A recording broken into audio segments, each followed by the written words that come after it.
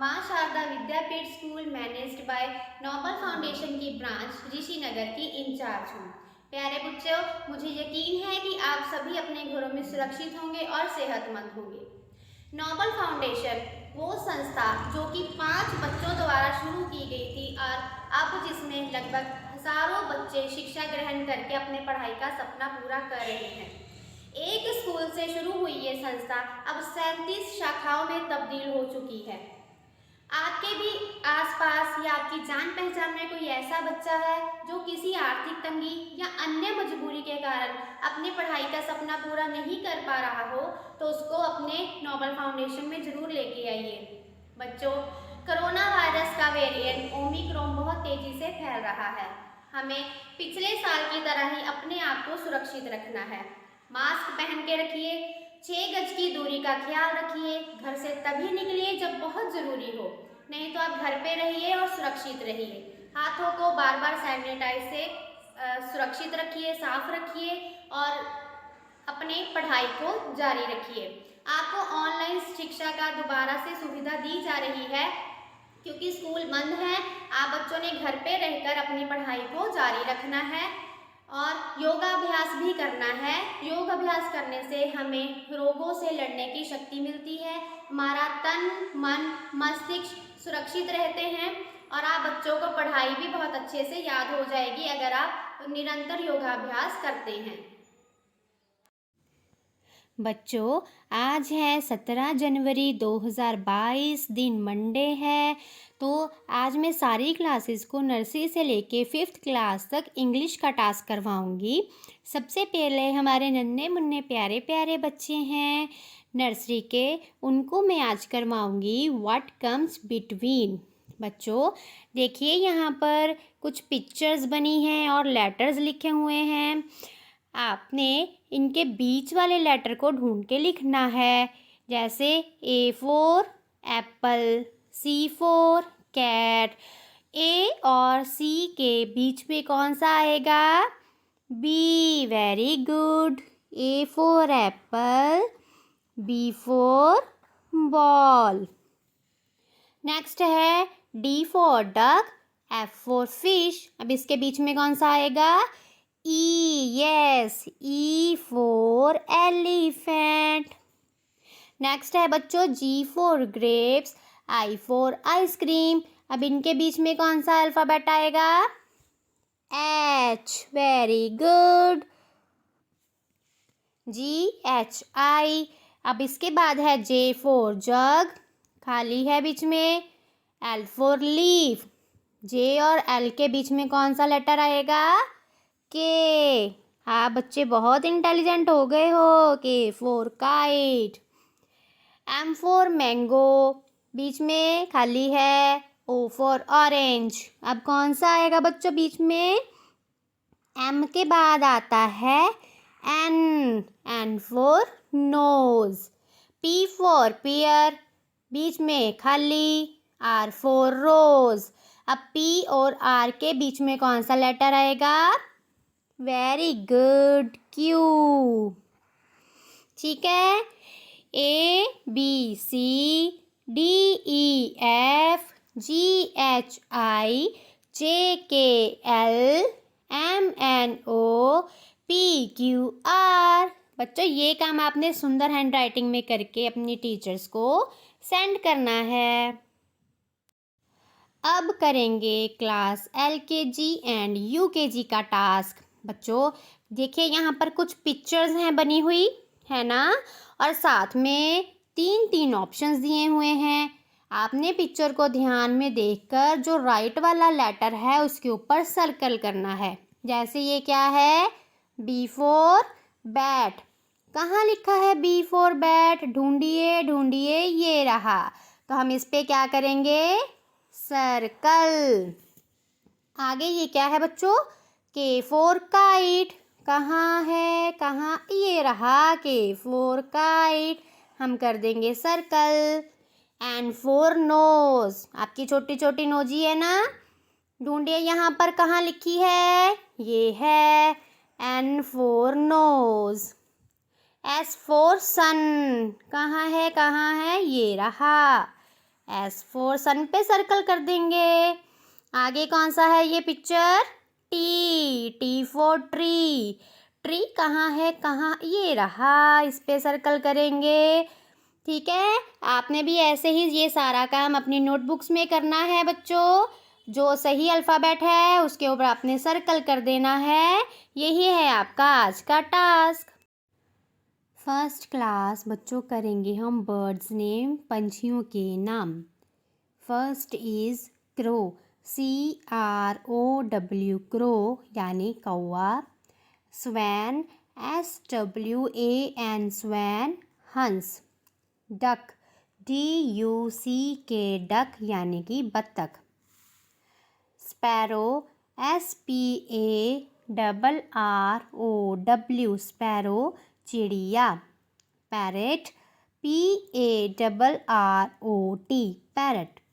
तोता, pigeon, PIGEON, pigeon कबूतर। Owl, उल्लू, OWL, आउल यानी उल्लू। पीकॉक, PEACOCK, पीकॉक यानी कि मोर।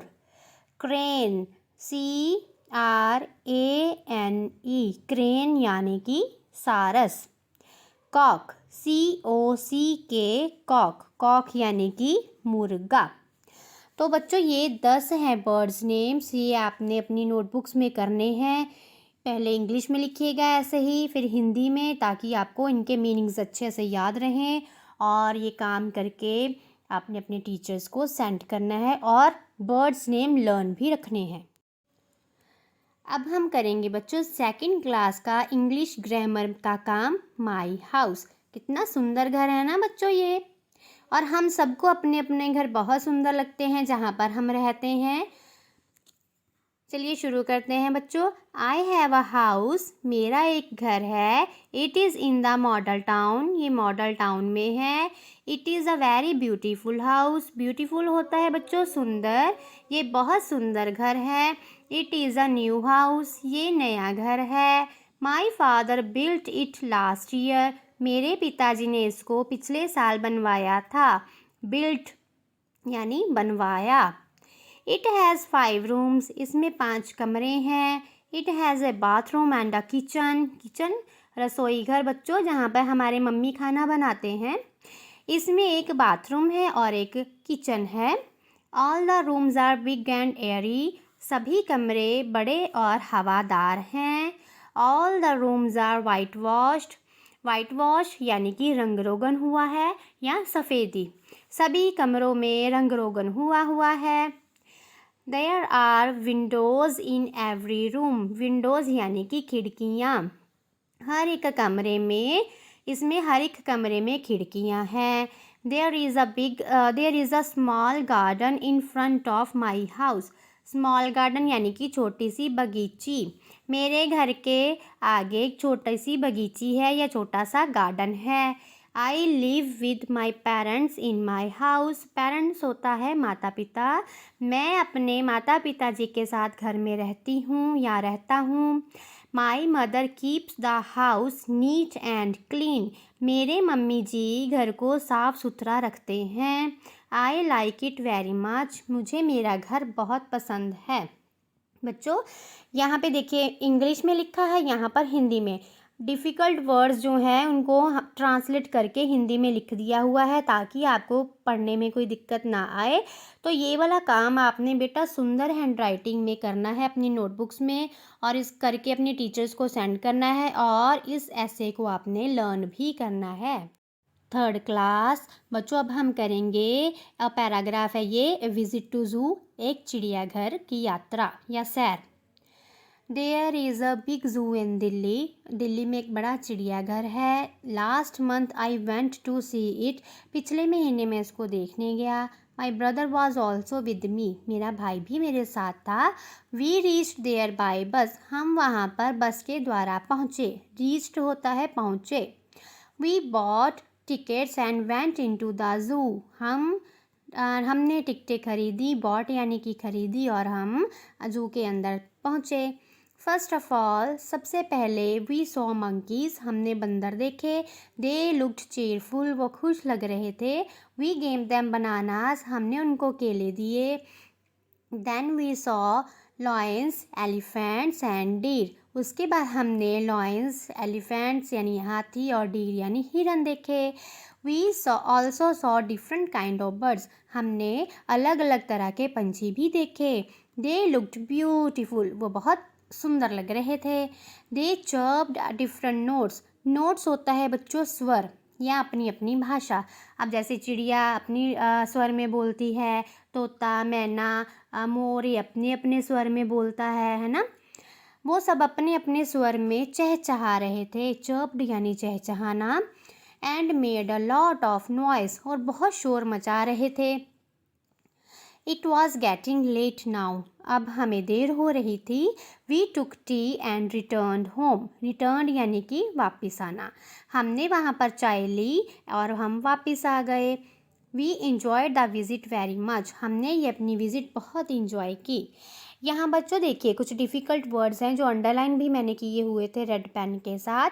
अगर आपको इसको पढ़ने में या समझने में दिक्कत आती है तो आप यहाँ से भी देख सकते हैं, इंग्लिश से हिंदी में ट्रांसलेट किए हुए हैं।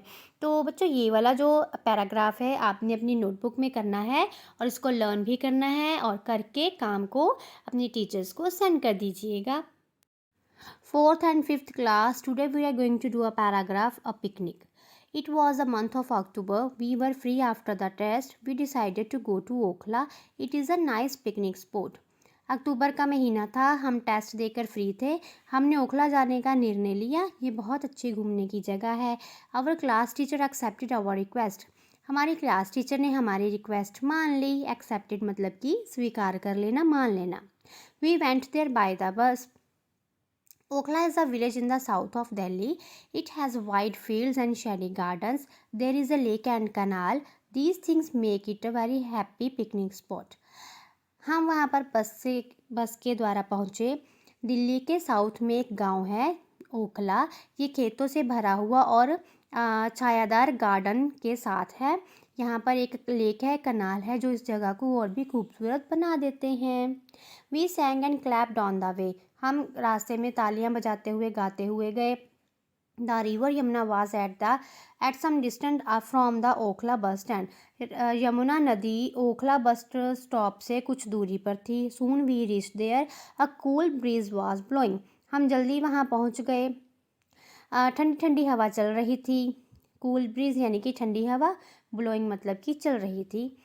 The Yamuna was in full swing, we made paper boats and floated them on the water, Yamuna नदी पूरे जोश में थी, हमने वहाँ पर कागज़ की कश्तियाँ बनाई और पानी में चलाई। Some of us wanted to have a bath in the river water but our teacher didn't let us to do so, हम में से कुछ उस यमुना नदी के पानी में नहाना चाहते थे पर हमारी टीचर ने हमें ऐसा नहीं करने दिया।